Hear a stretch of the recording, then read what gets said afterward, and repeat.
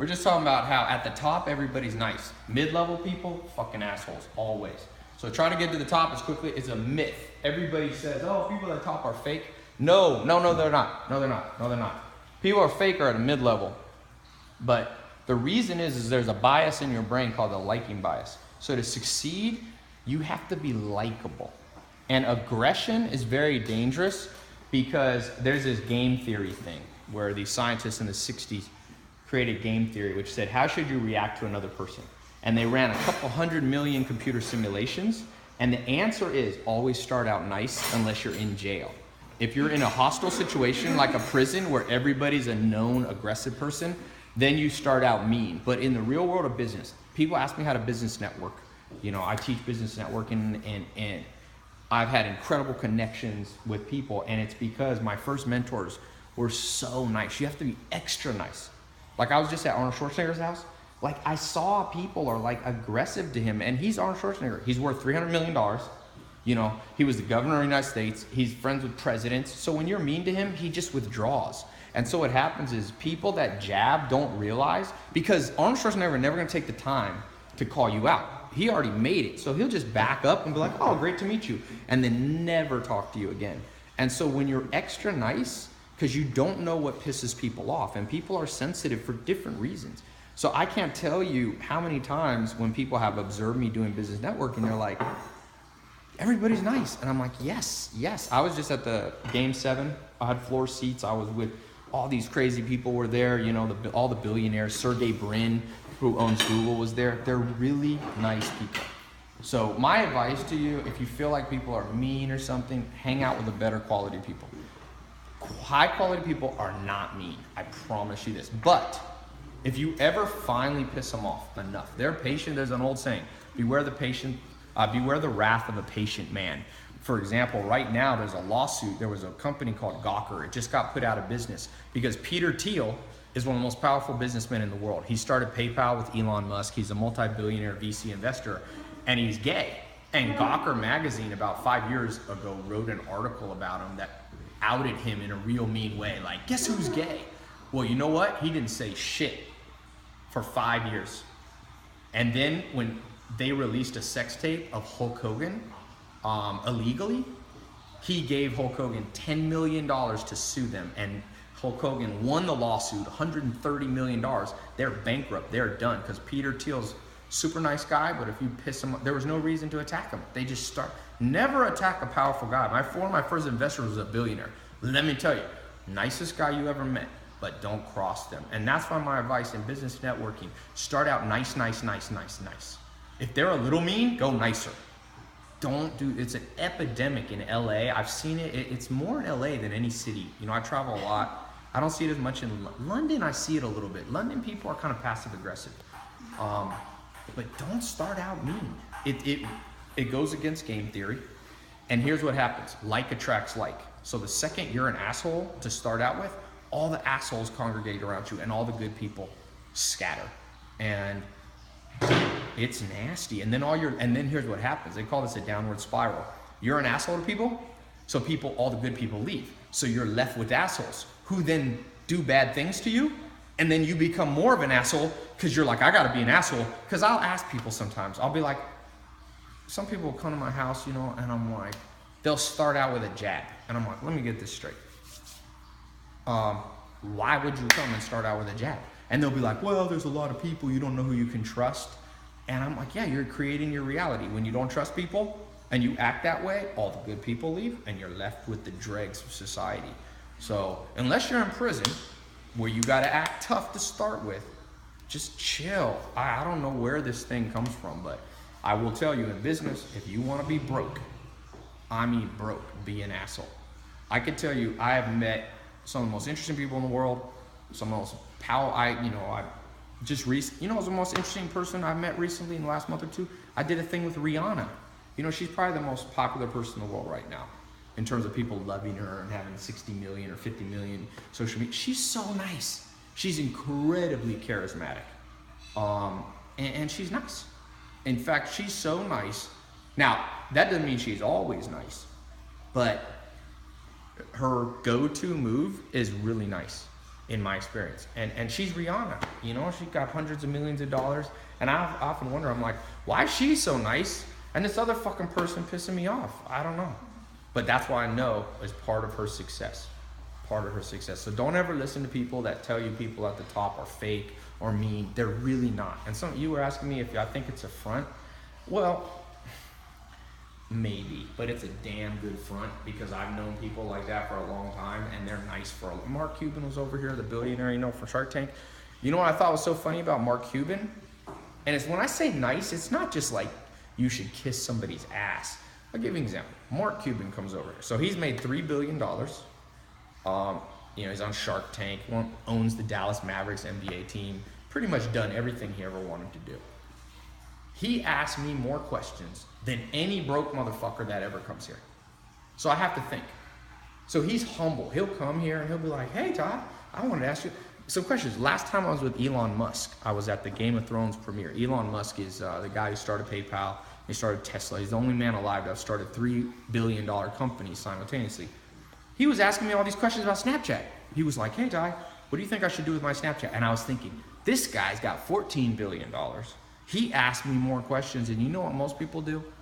They come up and they tell me everything they know, which is fine. If you go in a room and you talk about everything you know, you come away from that room with the same information you knew before. But if you ask questions, like Elon Musk, that's why the rich get richer too. The rich get richer because they're more curious. Everybody thinks the rich get richer because it's all capitalism. You know that's been disproven, been bullshit disproven. The world has gotten wealthier, not just the rich have gotten richer. Everybody's gotten richer. But the rich get richer because they ask more questions. Mark Cuban asked me 8 hours of questions here. And I'll have some motherfucker come here who got a $2,000 a month business. They don't ask any questions, they jab. They're like, oh, well, why do you do that? I'm like, I just get quiet, go play basketball. I don't care. So my advice to you is have some respect to people. Like I said, I don't kiss Mark Cuban's ass or any of their ass, but at the same time, look what he did, you know? He did something that's hard. And so I end up walking away. And even that last thing with Elon Musk, I was like, shit, I didn't even learn anything. Because I said, this guy's so smart. He got me talking the whole time.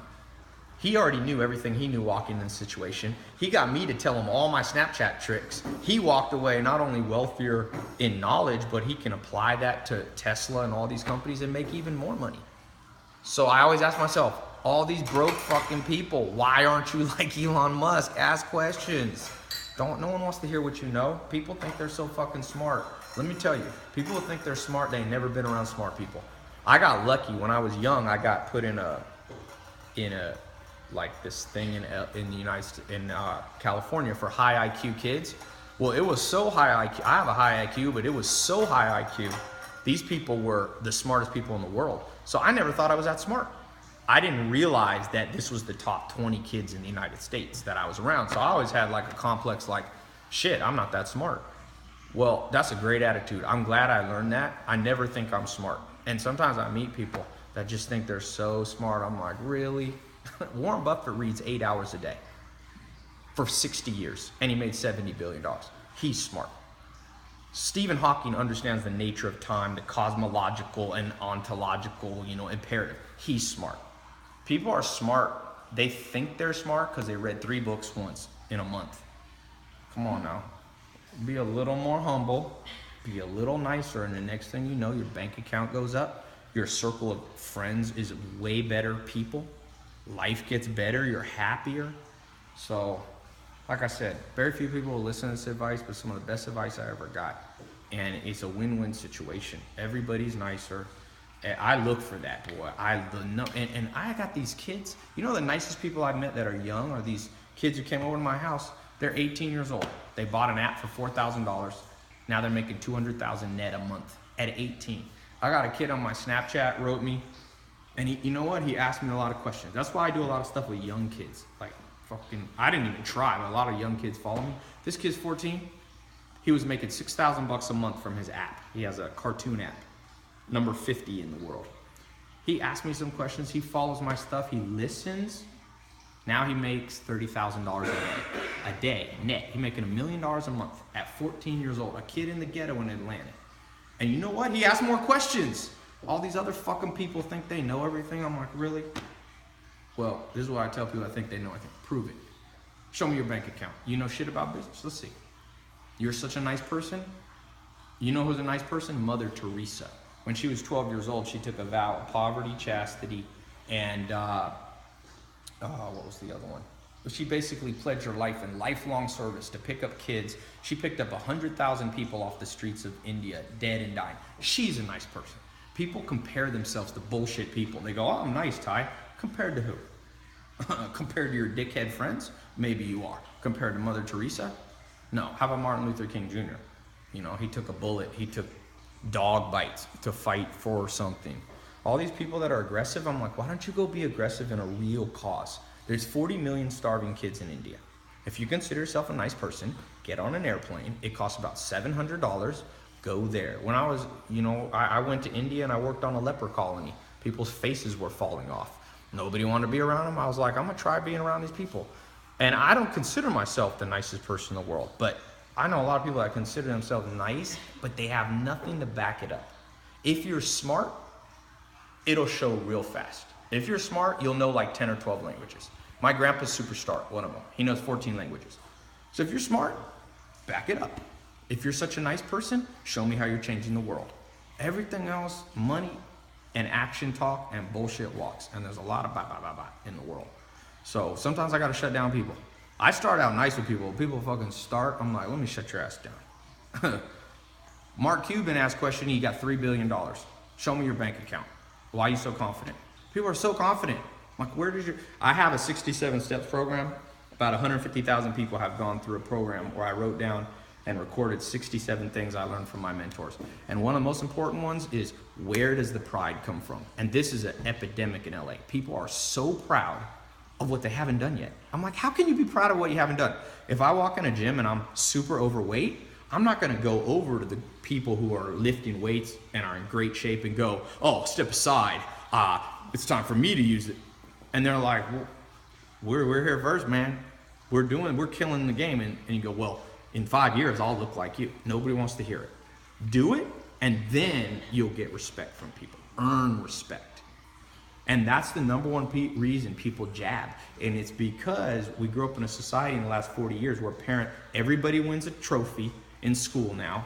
Parents all tell their kids, and it's great that parents tell their kids that they love them, but it's better to compliment people on what they did.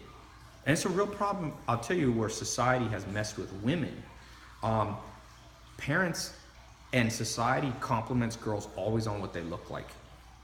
And when you compliment people on certain thing, they'll move towards that. They'll gravitate. If you compliment women like, oh, you're so pretty, they do that to little kids that are like 5-year-old girls. I lived with the Amish for 2.5 years, and they have a major thing against complimenting looks. I've never seen it. They do not allow that. No family compliment. If the daughter does hard work, they're like, you're such a hard worker. Just like the sons. They don't say, oh, you're so pretty and you're so strong. No, forget that. And that's why I said women end up getting tricked by society, and women are proven that can do just about anything mentally than a man. Well, mentally the same, women and men. Physically, men have more testosterone, so they're stronger, but society doesn't really need strength anymore, And so if you're a woman, don't get pride from your looks. It's great. Everybody should want to be healthy and shit like that, but accomplish something. Not everybody has to be Elon Musk. You don't have to be a billionaire. Not everyone has to have Mother Teresa, but I have a rule. You got to be able to tell me what you did, and I have to understand it. Because a lot of people will be like, well, I'm really nice. And I'm like, what'd you do for society? If you can't give a tangible thing, then it doesn't count. It doesn't count. People sometimes ask me, they're like, well, Ty, are you materialistic? You got Lamborghinis and Ferraris. I'm like, maybe I am. But I have more people reading books in the inner city than any human has ever had. More than the White House, more than any initiative. So I try to do something for society. I'm not perfect, but I can list a tangible benefit to society for me being on the planet. And I think everybody should have that. Then you can have a little pride. Sergey Brin or Larry Page, the Google guys, they have a tangible benefit. If they weren't here, the world would be a worse off place. And I think everybody, big or small, wealthy or famous or not famous, should have that real pride coming from something you did. Something you did. That's easy to understand. That's the litmus test. So leave a comment below. Tell me what you did. Something tangible. You know, like it could be, I went on a mission trip. I built houses. I knew a guy who went down and took a year off after Hurricane Katrina and just built houses for free. You know, just a regular guy. That's a tangible thing. And if you can't do that, then don't call yourself nice. You know, if you think you know a lot about business, show me the money you made in business. Bank account deposit. If you can't do that, then just be humble and be like, I don't know shit yet. And then go out and find the Elon Musks and find the Mark Cubans and get them to give you advice. You know, don't be cocky. And then eventually you'll become a master of the universe. That's what I call her. Oprah Winfrey, she's a master of the universe. She doesn't need to walk into a room and go, oh, she can talk. She earned that shit. You know, she's the wealthiest, I think the wealthiest woman in the world. Wealthiest black woman, for sure.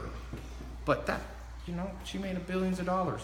I'm gonna listen to her if I walk in a room, and if somebody comes in there yakety yak yak, I'm gonna be like, shut up, please. Do it, then you can be proud. Anyway, that's my little rant. I forgot to comb my hair, so if I look retarded, I'll have to blur out my hair. But to this room, no jabbing, for the love of God, verbally. Thank you. I'm gonna record another thing and bore you guys to death.